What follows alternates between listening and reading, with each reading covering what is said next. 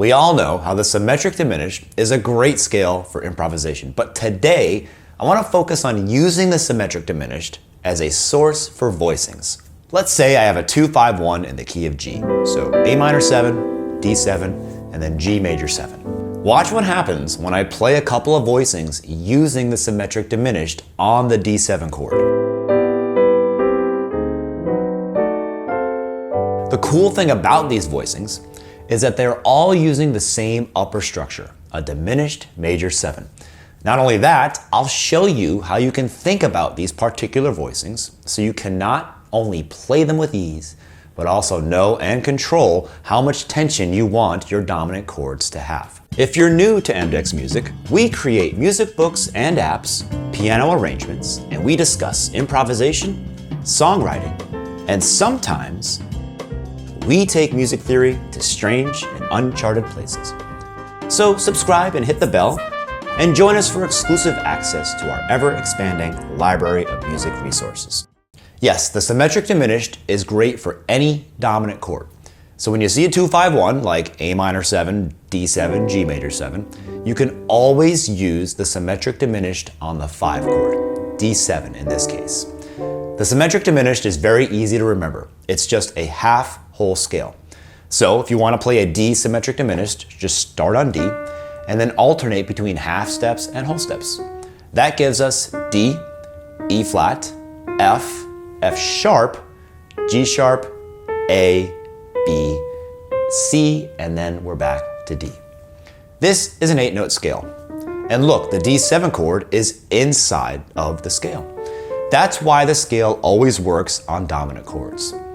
Now, I want you to think of today's voicing as follows. Play the 7th of the chord. In D7, that's a C. Remember, in a dominant chord, the 7th is a flat 7. And now play a diminished major 7 chord on that note. That's a C diminished major 7. C, E flat, G flat, and B, the major 7. The cool thing about this C diminished major 7 is that all of the notes in it belong to the D symmetric diminished scale. Now play all the diminished major 7 chords you find by moving the root C up by minor thirds. C diminished major 7 becomes E flat diminished major 7, and then G flat diminished major 7, and then A diminished major 7. Notice that if we move up one more time, we're back on C diminished major 7. So there's only 4 possible diminished major 7 chords that you'll find by following these steps. What's really cool is that all the notes in these chords also belong to the D symmetric diminished scale. In fact, the symmetric diminished is, as the name implies, a symmetric scale. And what exactly is symmetry as it relates to scales? Well, it's when a scale has less modes than it has notes. This is a result of the cyclical nature of how symmetric scale formulas work and how they always produce multiple occurrences of every mode. And the symmetric diminished scale is symmetric by leaps of a minor third. We can clearly see this when we write the intervallic formula for the scale. Half, whole, half, whole, half, whole, half, whole. A half step plus a whole step is a minor third. So starting the symmetric diminished on the 3rd note is the same as starting here, and moving this half whole string to the end of the formula. Both formulas look exactly the same. So D symmetric diminished is the same as F symmetric diminished, A flat symmetric diminished, and B symmetric diminished. In other words, if I play anything using the notes from the D symmetric diminished and I move it up a minor third, all these notes will be contained in the D symmetric diminished scale. So let's say I play D, E flat, G sharp, all notes from the D symmetric diminished scale. Let's move it up a minor third. Now I have F, F sharp, and B, also notes from the same scale. And then G sharp, A, and D, still notes from the D symmetric diminished. And then finally B, C, and F, still inside the D symmetric diminished scale. And then B, up a minor third, gives us D, and we're back where we started. So, If this line, D, E flat, G sharp, works on a D7 paired with the D symmetric diminished scale, then all the other lines we get by moving up by minor thirds should work as well. The cool thing about being symmetric by minor thirds is that moving by minor thirds produces another symmetric structure, the diminished 7 chord.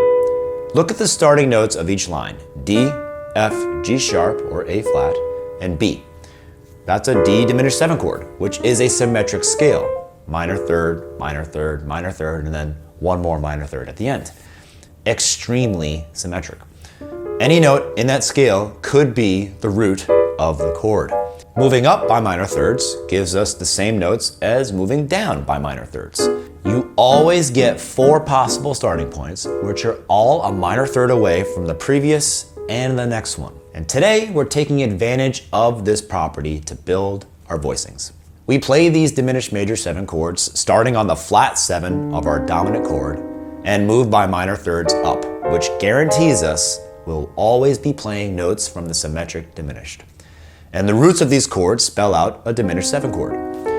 In D7, we start on C, the flat 7, and play C diminished major 7, E flat diminished major 7, G flat diminished major 7, and A diminished major 7. The roots C, E flat, G flat, and A spell out a C diminished 7 chord. Okay, so why am I asking you to start on the flat 7? That's because this organizes the voicings by dissonance, or amount of tension, if you will. The higher up in the chain, the more dissonance you'll get. Look, C diminished major 7 over D7 turns the D7 into a D7 flat 9 13, with the flat 7 on the bottom and the 13 on the top. The next chord, E flat diminished major 7, turns the D7 into a D7 flat 9. But this time the flat 9, the tension, is at the bottom of the voicing and the root of the chord is on the top. This creates more tension since the flat 9 interval, the most dissonant interval of all, is at the lowest point in the voicing. And then we have G flat diminished major 7 or F sharp diminished major 7. This gives us a D7 sharp 9, which without a doubt is much more tense than a flat 9 chord, because it has qualities from D major and D minor, having that F natural at the top. And the last chord, A diminished major 7, gives us a D7 flat 9 sharp 11, a very dissonant version of a 5-7 chord, which, by the way, is very tricky to pull off if you don't resolve it correctly. Let's do it in the key of C. So we have D minor 7, G7 to C major 7. The flat 7 of G7 is F, so you can think of the F diminished 7 chord, F, A flat, B, and D, and play the diminished major 7 chords on each of these notes. F diminished major 7 to A flat diminished major 7 to B diminished major 7 to D diminished major 7, which, as you can hear, is very dissonant. A great way to practice these voicings is to play a simple diminished 7 chord on the flat 7 of the dominant chord, and then play all of the inversions. Once you have that down, replace the top note of each inversion with the note a whole step above.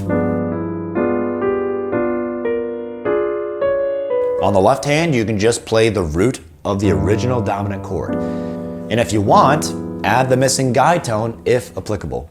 For example, for F diminished major 7 over G7, you can just play a G because the two guide tones F and B are in the top voicing. For A flat diminished major 7, you can play G and F. The other guide tone B is already in the top voicing.